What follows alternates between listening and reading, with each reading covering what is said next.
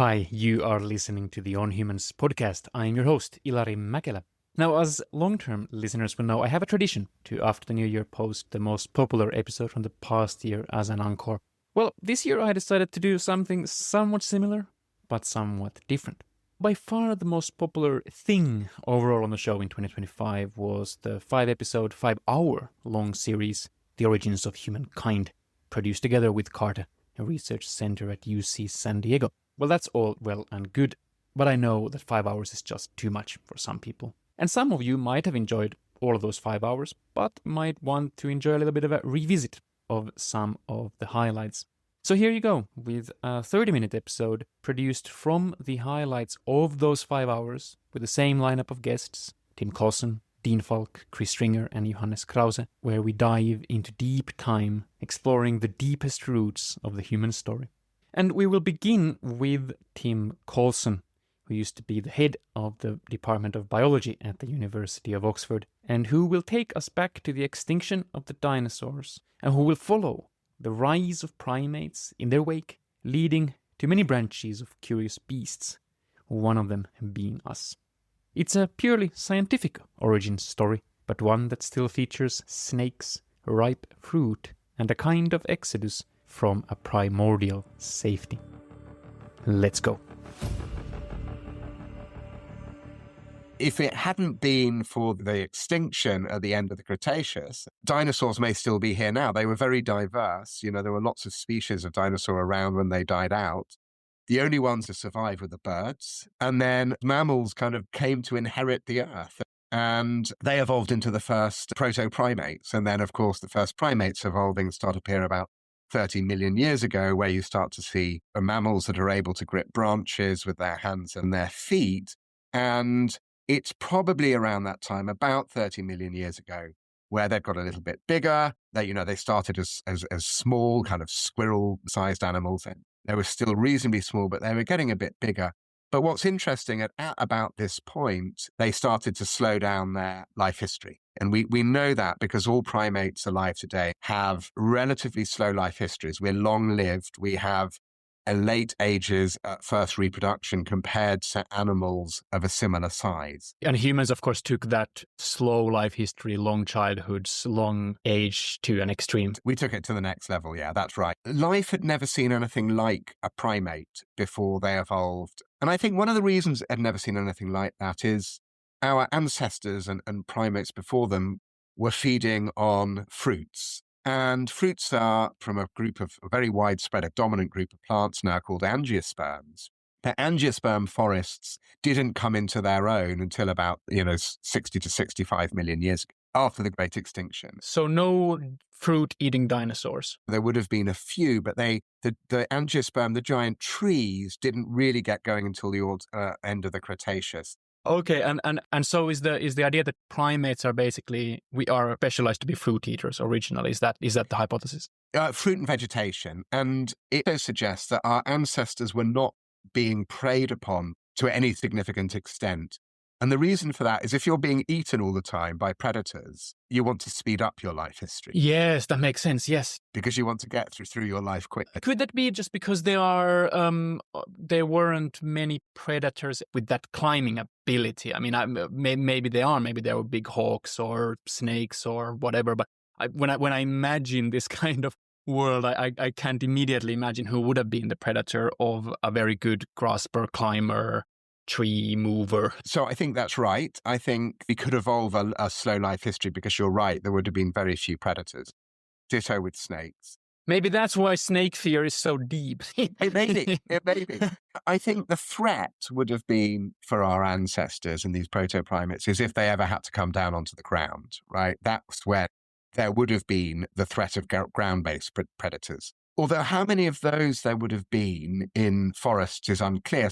But I suspect that predators became important when the climate in Africa started to change. And now we're sort of talking much more recently. We've sort of jumped over, a spell when our ancestors started to come down from the trees sort of 2 to 3 million years ago as the trees disappeared.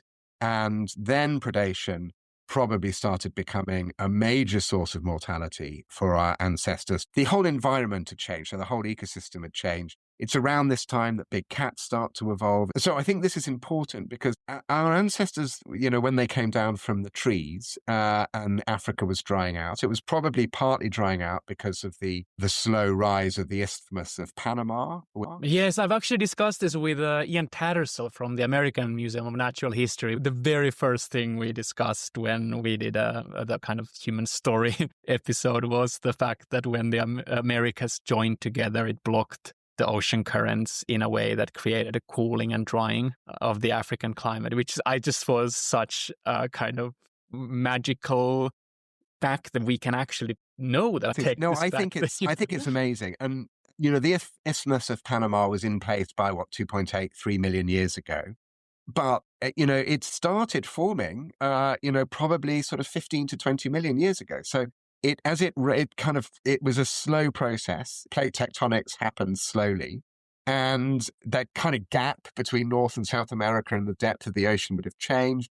It slowly changed ocean currents, eventually, obviously stopping water flowing through from what's now the Pacific to the Atlantic. That would have contributed to global climate change, including the drying of Africa. And as Africa cooled, it was a pretty slow process where we lost trees and our ancestors were forced to the ground. They had to more terrestrial lifestyle. And you're now an animal that's adapted to live on fruit and leaves and vegetation with a slow life history where it takes you a long time to raise your offspring. And now you're on the ground where there are things that can potentially eat you and are certainly evolving to eat you. And instead of us evolving a faster life history and kind of armor and kind of a more powerful body, evolution explored the area of larger brain sizes. We start to see a period of fairly significant increases in brain sizes as we start to live with predators. And indeed, our brains kept growing. But how so? One doesn't grow a brain just because one wants to, any more than one goes to a fancy restaurant just because one wants to. One has to be able to afford it. How did our ancestors afford this massive, expensive, difficult-to-build organ sitting in the middle of their skulls? Chris Stringer from London's Natural History Museum has some answers, and one surprising clue he tells us might lie in rhinos that once swam in the River Thames. It's clear that we found a way to unlock resources that gave us the energy to evolve and run that bigger brain. And it uses about 20% of our body energy. So it is a very thirsty organ and it needs processed, rich diet to do that. There's an additional level to that, which is that as our brain increases, our guts get smaller, right? So there must be some kind of extra efficiency where not only are we able to get more calories to feed the brain, but we're able to do with a smaller and smaller gut. Richard Wrangham famously speculated this must be fire, that there must be fire used much earlier than we have evidence for it. Some people talk about bone marrow as something that you really don't need to cook. If you can access it, that in itself is easy to digest and gives a lot of calories. Am I missing something? And if not, how would you rate these in terms of plausibility at the moment? That's a very good question. I think Richard Wrangham, it's a really interesting idea. I wish we had evidence, really strong evidence of fire use from 1.5 million years ago, because that would help us with this problem of how did they unlock all this extra source from their food. And for me, there isn't really strong evidence.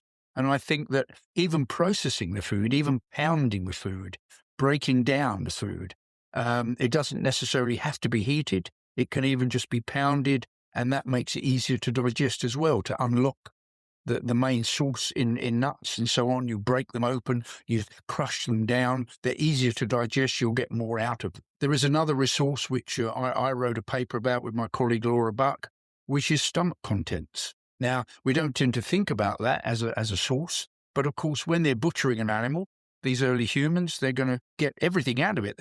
We know at Boxgrove, for example, They broke open a rhino skull and took the brain out, and they probably just ate it raw on the spot. But we have to, sorry to interrupt, but I have just for listeners, this is a really incredible finding because there were humans, not Homo sapiens, but humans living in Britain. Yes. Not far from London. Yes. Butchering hippos. Yeah, we haven't actually got a butchered hippo, but we've got butchered rhinos. Certainly. Oh, rhinos, sorry. Hippos did live in Britain. Yes, there were hippos. There were hippos swimming in the River Thames 120,000 years ago. That's incredible. And hippos are in Britain a number of times when it's warm enough. When the waters are warm enough, we have hippos. Most of the time, actually, we don't have humans interacting with them. But 500,000 years ago, yes, they were certainly alongside rhinos and lions and hyenas and bears and wolves in a dangerous world, but they were out on that landscape successfully butchering horse and deer and even rhinos. Yeah. And they were getting every bit of meat off those carcasses. So they had plenty of time to do it.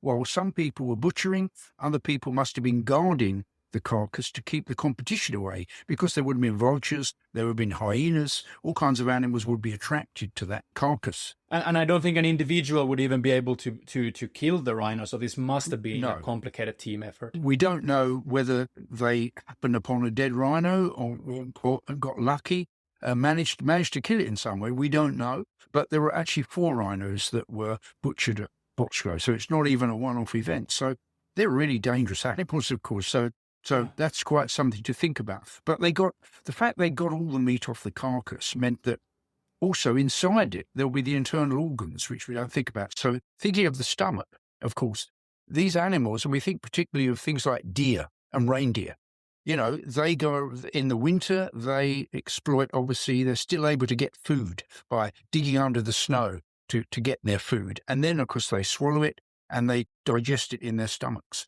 Now, if you then hunt a reindeer or a deer, not only have you got all the meat, but you've also got the stomach. Oh, interesting. It's pre-processed food for you. Yeah, it's pre-processed food. Apparently tastes a bit like sort of sour yogurt, a sort of yogurty, sour cheese flavour.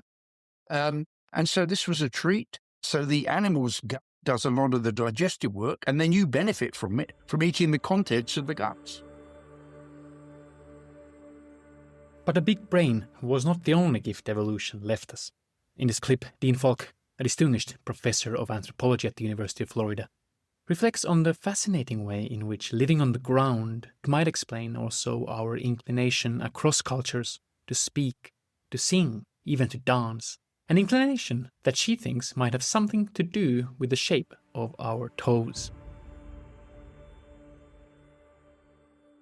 So with the transition to the ground with bipedalism, it changed the form of the body. And one of the most important things that happened is that the big toes, rather than being in an ape-like position sticking out to the side, in our ancestors eventually became aligned with the rest of the foot. It's really remarkable. I remember seeing a photo of a chimpanzee foot from the below. Yeah. And I first thought I was looking at a hand. Yes. It looks much more like a human hand than it looks like a human foot because of the way that the big toe is like a grabbing thumb. Right. And we've lost that. And with that, we've lost the ability to use our feet like hands. Our feet are weight-bearing instruments. And so something very important happened, and I think very early, which is that with selection for bipedalism, infants' feet also had toes that were like this, and they ceased to develop an ability that all grade 8 infants develop within the first couple of months of their lives, which is the ability to use hands and feet to hang on to their mothers. Mothers foraging for food would have had a problem because they would have had to carry their babies because the babies couldn't hang on anymore. And when they found a place where there were resources, they would put their baby down next to them, and babies would not be happy being put down, and they would indicate their displeasure vocally. In other animals, their contact calls, if they should become separated, the infants and mothers. The infants will make a contact call and the mothers will do it back. So that's a normal thing to do. I think it became very extended in our ancestors, and that infants would signal their displeasure emotionally, vocally, They evolved an ability to cry real tears that are wet, that mothers would have done what we do, which is if a baby's unhappy, one tries to soothe it by, they're there, it's okay. So I think it opened up a channel of reciprocal vocal and gestural, eye contact, facial expressions, interactions that were conversational between mothers and infants. And that over a lot of time, way, way more recently, those kinds of vocal interactions evolved into the first baby talk, lullabies, humming, singing, and baby talk. And I guess needless to say, but I guess at the end of the day, language. Right, exactly. It's a forerunner over lots and lots of millions of years. And thinking about the origins of music, gestating infant would hear the bipedal steps of its mothers, which are pretty rhythmic and regular. It would hear this, but also it would feel it sloshing around in the amniotic fluid. And as a result, the nervous system evolved so that it synthesized what's heard rhythmically with what's felt and the ability to keep time to an external rhythmic sound, keep a beat to music. Yes. Dance to Yes. music. Yes. Because the walking on all fours, you don't create a rhythmic pattern. Or you Right. have to be a real jazz drummer to detect the rhythmic And- pattern. Right. So we see, and what we have coming out in April is a paper seeing bipedalism as very important for the emergence of this unique among primates ability to keep a beat to sound. And we argue that, no, they're not dancing then, they don't have language then, but this ability was something that came forward in time and eventually was incorporated into the temple arts and language. And so, from a squirrel-looking creature up in the ancient fruit trees, we get an upright ape slowly developing the capacity to sing, dance, and speak. Humanity is born. But humanity came in different shapes and forms, just 100,000 years ago. A fraction of the time in that story being told here, there were many kinds of humans walking on Earth. Not just modern humans, Homo sapiens, but also Neanderthals, Denisovans, Homo floresiensis, etc., etc. So who were these? And how do we know about them? You will hear from Johannes Krause, the director of the Max Planck Institute of Evolutionary Anthropology, and the discoverer of one of our closest evolutionary cousins, the Denisovans. I'm born in a small village in Thuringia in the center of Germany. And the most famous person from that village is the person who discovered the Neanderthal. He's called Johann Carl Fulroth. And it's quite a coincidence that I'm born in the same village because then I discovered later on the Denisovans. So it's incredible that the two hominin species that lived before modern humans in Eurasia were discovered by two people from the same village in central Germany. This is just a fascinating story. You literally had a finger bone. Yeah, so I was very, very fortunate, right? The archaeologist from Novosibirsk, where I was in 2005, he sent me a bone that was supposed to be a modern human. And I analyzed the DNA out of that finger bone, and it turned out to be neither modern human nor Neanderthal. It was actually a new lineage, and we were really surprised. Like, what the heck? This shouldn't be there. This is something completely different. It was a very deeply diverged lineage, and we decided to then give it a new name, and we're kind of struggling a little bit with the naming. The naming was actually quite an interesting experience because in biology, when you find something new, you often give it a species name. You call it some kind of like Latin name. In this case, Homo something. And you didn't call it. I mean, I've mentioned Neanderthals, these different species, and Denisovans, different species, but it's not clear that they are a different species, right? I usually call them a different form of human because the whole concept of species, even in biology, is questioned by a lot of biologists these days. Because biology is just not physics. There's gradients in between things. And that is true for a lot of species. Okay, let's use a safe word form. So there are these three different forms of humans, at least, that populate Eurasia and do mix with each other. We know a lot about Neanderthals. It's incredible that you're able to realize that, wait a minute, there was a third form of humans just based on a single finger bone, which is just a wonderful demonstration of the power of this scientific revolution of ancient DNA. But do we know anything about their life ways?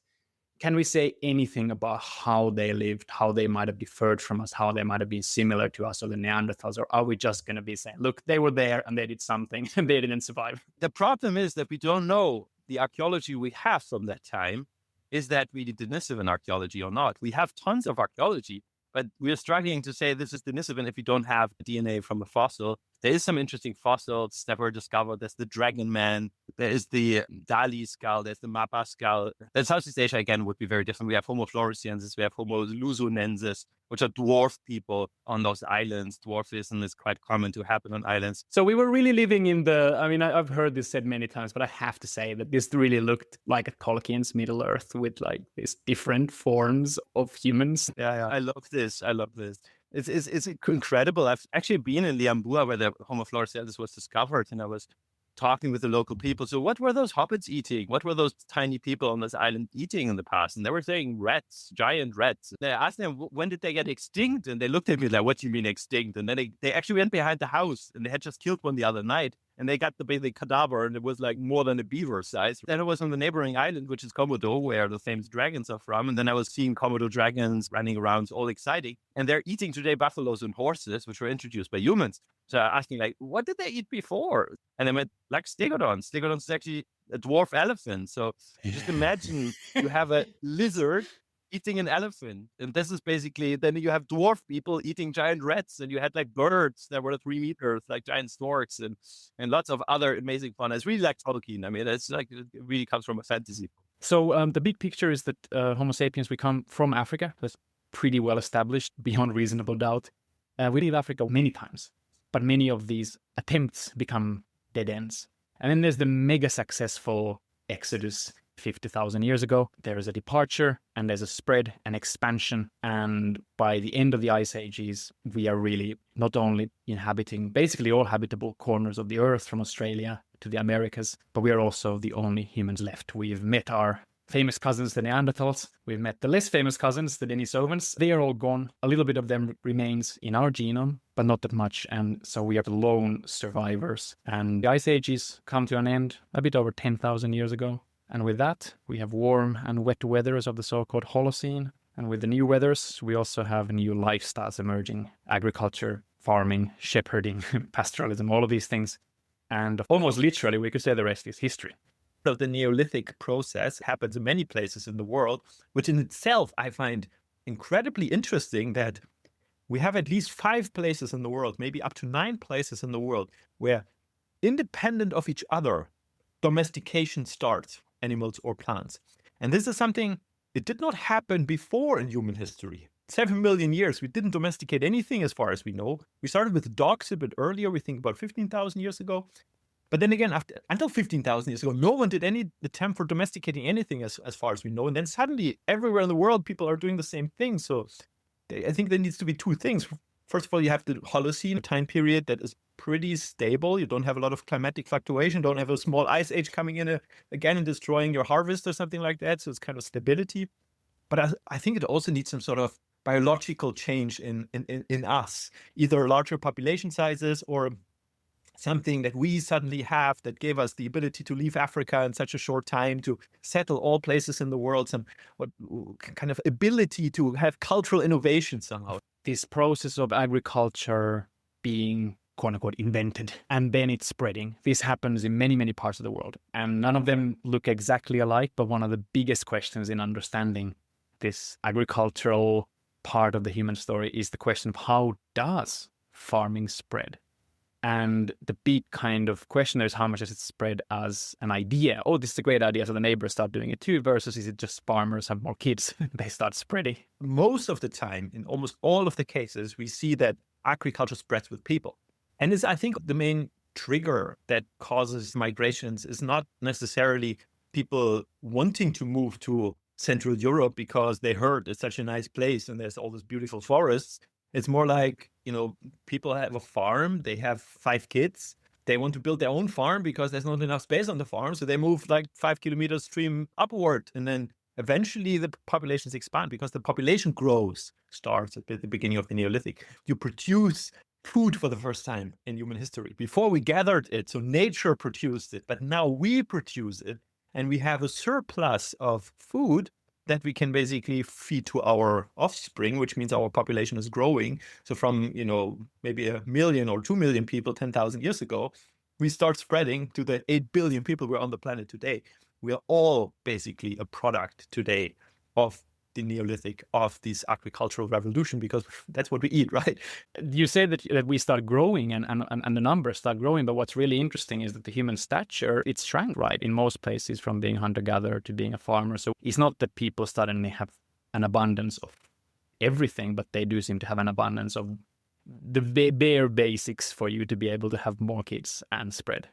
Yes, I think it has all kind of consequences that we become mostly carbohydrate addicted in our diet, because most of the plant diet is carbohydrate rich food that we start eating, like wheat or barley or corn or rice, which is a wonderful energy source, but it's also deficient in certain nutrients. You can't just live on rice. You cannot just live on barley or wheat. And that actually causes some health problems. I mean, first of all, the sugars are actually a problem for the teeth. We actually see that the teeth are getting really bad. So if you have hunter-gatherers, they usually have beautiful teeth, even if they're old individuals. If you have early farmers, they have crappy teeth with lots of caries. So it's just a product of too much sugar, I think. And then the other problem is indeed the stature gets shorter. So probably there's some malnutrition if you're just like mostly relying on the same type of food. It is important to have maybe a bit more of a mixed diet. At least that's what we did for 7 million years. That's how we evolved, right?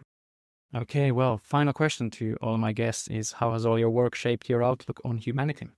We are special among all the hominids. It's kind of interesting that Neanderthals were living during the Ice Age in Europe, but they never really ventured up north. But then surprisingly, soon modern humans come out of Africa, which is still during the Ice Age. Actually, the coldest part of the Ice Age is still coming. They also go further up north than the Neanderthals ever were, even though they're just coming from Africa. It's quite surprising somehow that an African hominin that just left Africa, the first thing they do is going to the kind of Arctic. So it's kind of strange, but I think it's just technology, more cultural abilities, better technologies. And that probably allowed it for us also to expand into environments that no hominins were before, like the Arctics, high mountains, crossing the sea, discovering new continents like America or Australia, and also onto a small little island somewhere in the Pacific. So there's something special about hominins. We live in the jungle, we live on the water, we live in the ice, we live on the high mountains, we live in the deserts.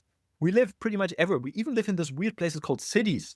What a weird kind of, concrete kind of desert that we're living in. We are able to do all that, but only to a certain point. And it was always further, wider, always expanding somewhere. It was always kind of going to the kind of next boundary and then kind of breaking that and then kind of expanding further, which worked pretty well for human history because the planet is big with a lot of places to settle and to expand into. But now we get global boundaries. We're now at a place where kind of like, what's the next, where to go? Some people say space. I strongly believe humanity will never expand into space. It's a deadly place. No one can live in space. So we have only that one planet. We will never go to another planet outside our solar system. This is impossible. So we're stuck here and we have to learn to live sustainable, right? You've been listening to the On Humans podcast with your host, Ilari Mäkelä. And that was it for today. Until next time, take care.